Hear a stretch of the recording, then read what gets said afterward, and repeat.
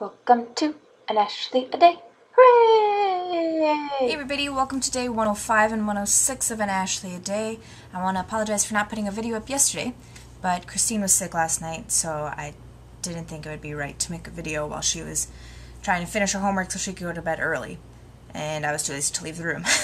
So you didn't get a video.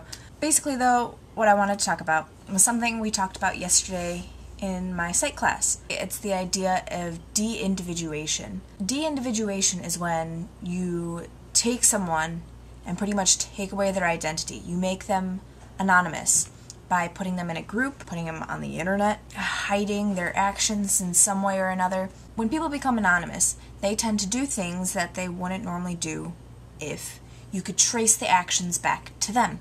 Take the internet, for example, and all of the people out there that are trolls and mean and bullies and all of that on the internet. People feel that they can do this because you don't know who they are.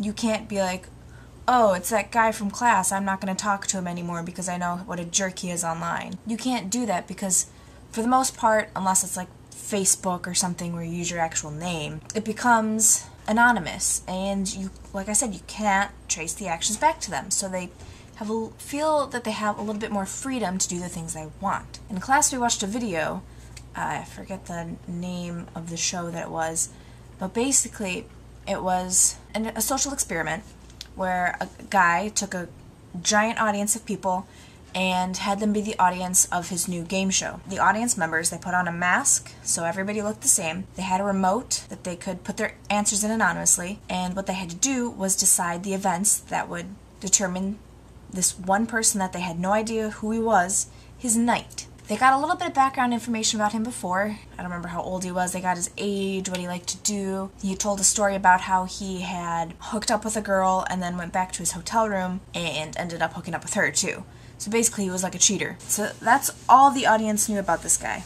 And they decided how the rest of his night played out. So the setup of his night was this guy was at a bar with his friends. There were hidden cameras everywhere and many actors that the host could talk to and make them do different things that would affect this guy. The first thing that he asked the audience was to decide whether or not he was going to be hit on by a single girl that was sitting at the bar, or be accused of pinching the butt of a girl whose boyfriend was in the bathroom. The audience, not surprisingly, chose as a majority to have the girl accuse him of pinching her butt. It escalated throughout the night. They always gave two options, bad thing, good thing. And they always chose the bad thing. They made him accused of shoplifting, made him lose his job.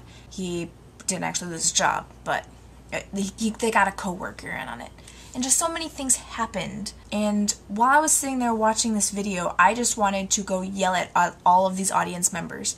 Because even though he seemed like he did that one thing in his story beforehand, I don't think I could have been like, oh yeah, we're gonna make this fun, make him be accused. There might be times like that when it would have been funny, but there was other things like he could have won a cash prize or been accused of shoplifting. I would have been like, give him the money, that's awesome, why not? Like, what does shoplifting get me? I mean, granted, giving him money doesn't get me anything, but making someone else happy makes me happy, so I would have picked that one. There's just other things that had happened. I seriously wanted to scream at this audience and how stupid they were, but that's just how people are. When they become anonymous, they're jerks, just like people on YouTube. Thankfully, I haven't run into this because, I'm not big or anything. I've only got a few subscribers, most of which are family and friends. Some of you aren't. I consider you friends for those of you that comment. AKA, never gonna be able to pronounce your name correctly, but I'm just gonna call you Shantadav. You're awesome. People become so mean when they can't be accused of being mean. And it's not good. At the end of this video, the funny thing is that he was in the back of a cop car and they were going to drop him off at the house because obviously these fake cops couldn't bring him back to a real police station for shoplifting. And so they dropped him off at the house, and their choice was to either, I can't think of the good choice. It was probably, I think the good choice was, once again, win a cash prize, and the bad choice was be kidnapped. So of course the audience chose be kidnapped. And what they showed was a video of a bunch of robbers coming out, grabbing this guy. He gets away and ends up getting hit by a car. Everybody in the audience just dead silent, and you see people like, they chose that fate. That's what they did. Everything went quiet, all the producers and everybody and the host left and were trying to figure things out. What ended up happening was, although the rest of the night was real and live, That part was filmed earlier. There was a stuntman, so nobody was hurt. But just to see the reactions on these people's faces, to see that they had chosen how this guy's night was gonna end, and it ended horribly. Why would you choose that for anybody? They must have felt so guilty at the end of that. It makes me think of all the people that get bullied online. Like, I've been reading articles about boys and girls that end up committing suicide because they were publicly humiliated by a random photo that got circulated or rumors that were spread via internet and cyberbullying, and it doesn't make sense to me.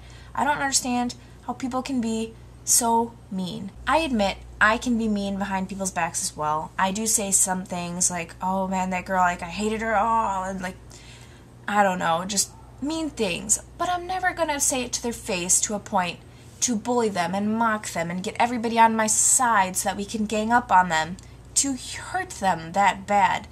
My behind the back talking is just my venting of my anger, of just maybe they were annoying me that day for tapping their pencil or something, I don't know. But nothing big enough, I think, I hope not, that would cause someone so much pain. If someone really is hurting you, don't hurt them back. Write it down, find a friend maybe to confide in that you know is just gonna, you just want to vent. I do this a lot. I vent to people about things, and I don't mean it in any way where I hope they take action against whoever I'm venting about, but, you know, just a way to release anger. It's always good. You don't do it in a way that ends up harming someone. You don't publish whatever you write on the internet for everybody to see. Alright, sorry for the interruption, but Christine came back and I realized how long this video is getting. So basically, moral of the story, don't be mean on the internet just because people won't find out it's you. It's mean. It can cause bad things to happen, whether you mean it to or not. So don't be mean, ever, on the internet. Maybe just vent with yourself in private, like I said. Write it down, whatever. Don't send it to them. Don't spread it around. Keep it private. You know, rip it up, shred it, whatever afterwards. But be nice to other people. Otherwise, bad things happen. I'll see you tomorrow on day 107. And until then, bye!